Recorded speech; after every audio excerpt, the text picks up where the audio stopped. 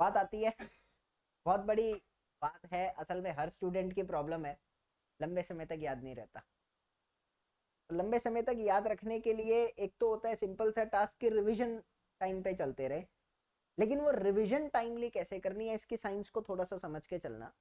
आप अगर कोई भी चीज पहली बार पढ़ते हो, बिल्कुल ताजी ताजी चीज है, फ्रेश एकदम, तो ये देखा गया जनरली कि वो चीज आपको 4 दिन से 7 दिन तक याद रहती है, अगर आप उस पर कंसंट्रेटेड हो। उसके बाद वो धुंधली पड़नी स्टार्ट हो जाती है, फिर आप उसको भूलने लग जाते हो। तो आप अगर उसको चौथे ही दिन पकड़ के रिवाइज कर रहे हो दोबारा से एक बारी, पहली बार में रिवाइज कर रहे हो, पहली बार रिवीजन कैसे होगी, नोट्स से होगी ऑब्वियसली, नोट्स की थ्योरी से होगी। और अगर आप उससे रिलेटेड उसमें से 4-5 क्वेश्चन भी सॉल्व कर लेते हो, ठीक उसी कंसेप्ट से रिलेटेड थोड़े बहुत क्वेश्चन जितने आपके बन सकते हैं, अगर आप सॉल्व कर लेते हो, तो ये देखा गया कि वो ही चीज आपको अगले 15 दिन तक याद रहेगी, आप उसको भूलोगे नहीं। सारा दिन दिमाग में भी नहीं रहेगी, लेकिन आप जब उसको फर्दर देखोगे तो आपको वो एकदम याद आ जाएगी, ऐसा कुछ हो जाता है आपका। लेकिन 15 दिन बाद फिर वो ब्लर होने लग जाती है और आप उसको भूलने लग जाते हो अच्छे से। 15वें दिन आप उसको एक बार फिर से रिवाइज करो, लेकिन अब की बार जो रिवीजन है ना, वो थ्योरी से नहीं होनी चाहिए। क्योंकि एक बात याद रखना, आप किसी भी चीज की थ्योरी को पढ़ते रहो, अगर आप उसकी परीक्षा नहीं दे रहे तो वो पढ़ पढ़ के आप उसको भूलने भी लग जाओगे अपने आप ही। आप कितना पढ़ लो, आप भूलने लग जाओगे पढ़ के भी। होगा ऐसा आपके साथ। तो अब की बार जो आपकी रिवीजन होनी चाहिए सेकेंड टाइम, वो सिर्फ क्वेश्चन की होनी चाहिए, थ्योरी रखनी ही नहीं आपको अपने पास। और आप देखोगे जब आप उससे रिलेटेड क्वेश्चन को सॉल्व कर रहे हो तो थ्योरी आपको अपने आप याद आ जाएगी। और जब थ्योरी याद आ जाएगी तो आराम से पूरा कॉन्फिडेंस भी बिल्डअप हो जाएगा। कुछ क्वेश्चन होंगे जो बन नहीं पाएंगे, उधर से आपको अपने आप समझ आ जाएगा कि आपकी थ्योरी जो है वो ब्लर हो चुकी है, तो उस टाइम पे थ्योरी की जरूरत है, अपने अकॉर्डिंग आप थ्योरी रिवाइज करो। अब जब आप ये सेकेंड टाइम रिवीजन कर रहे हो ना, तो साइकोलॉजी के अकॉर्डिंग यही आपको 1 से 1.5 महीने तक याद रहेगी अब की बार। याद इन द सेंस, ऐसा याद कि आप उसके पेज को भी देखोगे तो सब याद आ जाएगा। जैसे किसी से प्यार करते हैं, ब्रेकअप होता है, 20 साल बाद भी देखोगे ना, वही दिन वापस आ जाते हैं दिमाग में, बिल्कुल एज इट इज। वो यहाँ पर भी होता है। वो क्यों होता है? क्योंकि बहुत लंबे समय तक उसके साथ टाइम स्पेंड किया था। यहाँ भी आप स्ट्रेटेजिक वे में टाइम स्पेंड कर रहे हो।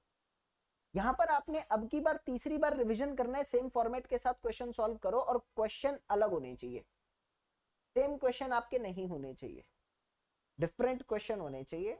और आप यही जो आपने सेकेंड टाइम किया था सेम आप तीसरी बार करोगे। और अब की बार जब आप ये 1 से 1.5 महीने बाद देखोगे ना, तो वो फिर अगले 4 महीनों तक आपको याद रहेगा, अगले 4 महीनों तक याद रहेगा। ऐसा होगा। आपने उसको स्ट्रेटेजिक वे में 3 या 4 बार ही रिवाइज किया, लेकिन वो अगले 6 महीने तक आपको याद है। भाई ऑब्वियसली ऐसा चल रहा है। और 6 महीने के दौरान अगर आपको कोई चीज याद रहती है ना, और आप टाइमली उसको रिवाइज करते हो, तो बिलीव मी वो बहुत लंबे समय तक आपको याद रहती है। ऐसा होता है। तो रिवीजन कैसे होनी चाहिए, इसी स्ट्रेटेजी के साथ आपको रिवीजन करना चाहिए कि आप एकदम से किसी चीज को पकड़ के मत बैठो। एक चीज आपने रिवाइज करी, अगली बार उसके रिवीजन का मतलब है उसके क्वेश्चन प्रैक्टिस करना, जो जनरली उल्टा चलता है। हम लोग whenever we need to revise anything or prepare ourselves for the test, हम सबसे पहले थ्योरी उठाते हैं और थ्योरी उठा के पढ़ लेते हैं। क्वेश्चन तो करते ही नहीं है, और करते भी है तो बहुत कम अमाउंट में करते हैं। तो आधे से ज्यादा टाइम हमने थ्योरी में इन्वेस्ट कर दिया, जो किसी काम का नहीं था, आपके किसी काम का नहीं था। वो वेस्ट टाइम है आपका, आप उसको रिवीजन मत कहना, होता भी नहीं है वो रिवीजन। अगर आप स्टार्टिंग से क्वेश्चन करते ना और आधा घंटा सिर्फ क्वेश्चन करते, तो आप देखते कि आप 20-30 क्वेश्चन कर चुके हो, उसमें से 4 क्वेश्चन के डाउट है। तो अगर थ्योरी की जरूरत है तो वो थ्योरी जब आप पढ़ोगे ना, ध्यान से सुनना, वो थ्योरी जब आप पढ़ोगे तो वो सिर्फ थ्योरी नहीं होगी, जिसमें प्रॉब्लम थी ना, वो आपको की कंसेप्ट की तरह दिमाग में बस जाएगा, क्योंकि आपने पहले गड्ढा देख लिया। यही चीज होती है जब आप प्रिपरेशन करने आते हो। अगर आप कॉलेज से निकल कर आ गए मम्मी पापा के कहने पर, तो बस आ गए। और अगर आप किसी को देख कर आए हो कि उसने इंजीनियरिंग करी थी और आज वो रिक्शा चला रहा है बेचारा, तो दोनों के मेंटालिटी में बहुत फर्क होगा, और दोनों का प्रिपरेशन करने का तरीका भी अलग होगा, क्योंकि वो पहले देख चुका है क्या होने वाला है। यहाँ पर भी ऐसा ही है।